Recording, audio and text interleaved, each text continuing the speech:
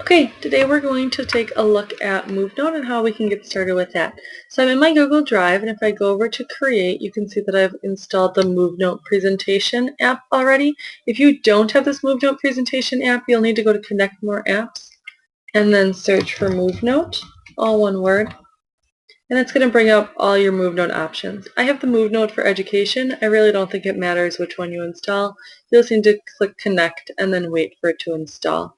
And then it should appear over here in your Create list. So when I go to a Movenote presentation, it's going to open a new tab on my top and take me to movenote.com and start a new presentation for me.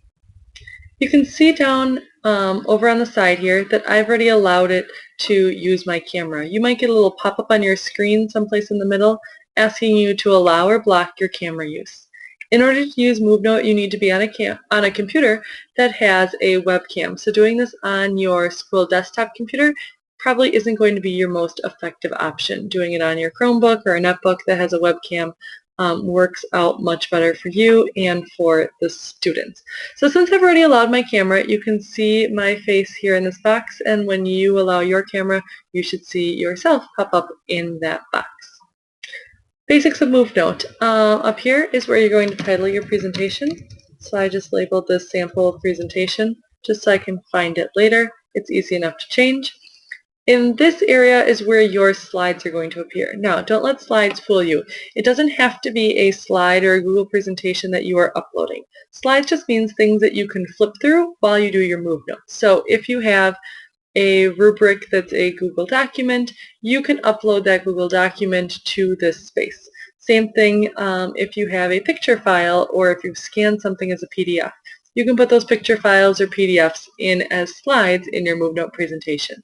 So don't think that you have to make a Google presentation in order to make a Movenote. Anything you make in Google, any PDFs or JPEG files that you create can also be added as slides. So let's go ahead and add some slides. I'm just going to add some random stuff. You have the choice from your computer or your drive. Again, if I was doing this on a Chromebook, going from my drive would probably be the easiest option. So here I am in my drive, and I'm just going to add a couple of random things just to show you how to do it. So we'll go ahead and add this document. We can see the bar filling in here. I can go ahead and add, here's a presentation a student shared with me earlier today, so we can add that one in there. And then let's go looking for a drawing file.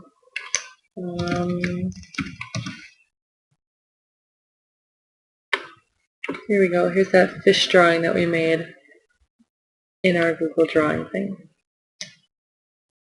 Alright, you can see that those slides have added up here. So we have 2 pages that are that initial document. It puts each page as a separate slide in your presentation. Then we have a number of pages here that are the different slides from the Google presentation I added. And then we end with that picture I put in. Now if I don't like the order things are in, I can easily reorder it. So say I wanted to start with a couple of slides from the presentation. Then I want to break up the presentation by showing that document I had. This is actually something I don't want the students to see right now, so I can drag it down here. This isn't deleting it from my Google presentation, it's just not showing it as part of my Movenote presentation. And I decide, you know what, I'd rather start with this picture than end with it.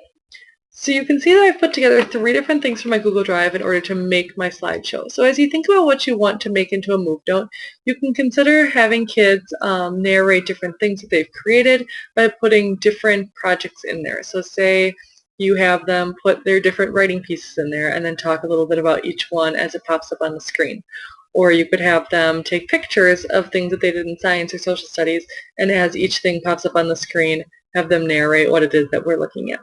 So it doesn't all have to be in one file. I put 3 files together here. I ordered it in a way that makes sense. I got rid of the stuff that didn't. When I'm ready to go, I click Save Changes. You'll notice my numbers changed up here because I got rid of 2 slides. And this is what we're now looking at. When I'm ready to record my presentation, it's pretty simple. I'm going to use this big record button right here. When I click it, it's going to count down 3, 2, 1, and then it's going to have my microphone working so that it's recording everything I say. Now Movenote records in one continuous presentation, so you need to kind of have planned out what you want to say before you start, because it's going to record one continuous stream of thought as you speak. As it records, let's get it started here. So 3, 2, 1. Now it's recording everything I say. You'll notice that it's adding up the time here in the corner so that I can see how long my Movenote presentation has been going on. And as I record, when I want to click or change the slides, I simply use these arrows up here. Whenever I click the arrow, it's going to lock that time in with the time it shows here. So in my presentation, if I want to talk about this slide, and when I'm done talking about this slide, I want it to move on. When I move on, it's going to time that with this over here. So at 28 seconds, when my students are watching the video, it's going to change slides. It ties my changing of the slides to my voice as I'm talking. So I get through all my slides, I talk about everything that it was that I wanted to talk about, and great, I'm done. So I'm going to click pause, and that stops my recording. Now what I can do is I can save and preview the video, or I can resume. Notice if I click resume, it's going to take me back to where I was in the video. If I want to start completely over, when I pause, I need to click start over. This is if I've messed up. Now if I click start over, you're not going to be able to append any more video to your current recording. By pressing the record button, you'll start over. So it's going to erase everything. So you need to record each section as well as you can before moving on, because if you click start over, it doesn't just start over that section, it's going to start you back from the beginning. So again, I could record. Here we go. I get through the whole thing. I pause and take a breath. Okay, and resume. And then I finish saying what I want to say. When I'm done, I need to click this Save and Preview button. It's going to finalize my presentation. Now, I only made a 10-second video, so it went pretty quick. Sometimes this takes a little bit depending on how long you've talked. When I do some of my mini lessons, it might take a minute or two to process your video. Right now, it's doing all the work, so I'm just sitting here waiting, and it's going to take me to a preview page to show me what it was that I ended up with. Notice that when I go to my preview page, it switches the direction that I'm looking at it. So we need to keep this in mind. If we're holding something up for the students to look at, it's going to flip-flop it like a mirror image. So just keep that in mind. And by putting your things over here, you will be able to not have to worry about things showing up backwards. If I want to see what I did, I can click play.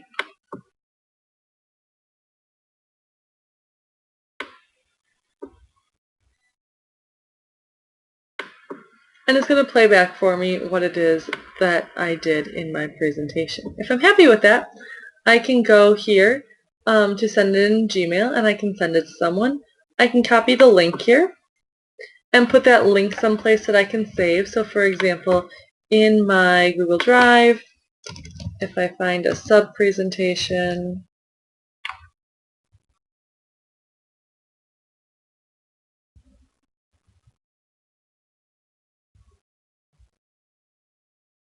and I go to reading, I drop the links right in here for my subs so that all they have to do is go to the link.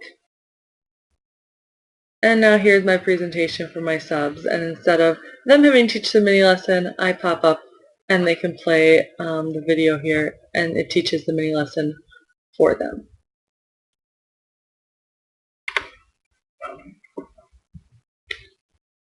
If I want to make another one, I can just go to Create New, and it starts me over again. If I want to go back and see what I've done, I can always go to Archive, and this is going to show me all the presentations that I've made using Movenote. So in case I lose that link that I copied, I can always go back and find it. This is where naming it something helpful comes in though, because once you get a whole bunch of them in here, this untitled presentation doesn't mean very much to me anymore.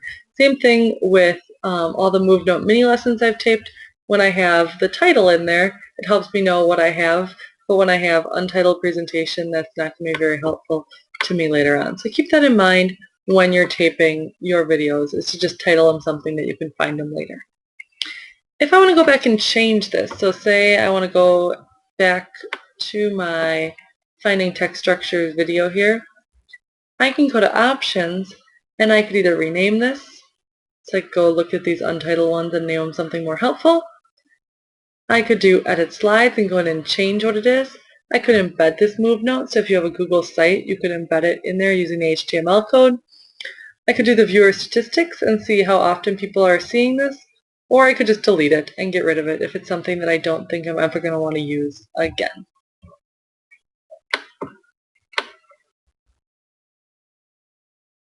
That's the basics of Movenote. I use it for either students presenting, or you can see doing mini lessons for students while I'm gone. It's also helpful. Here's a science rubric I did. You could tape yourself talking about a rubric so you can share it with parents or students so that everybody's getting the same message about what the expectations are.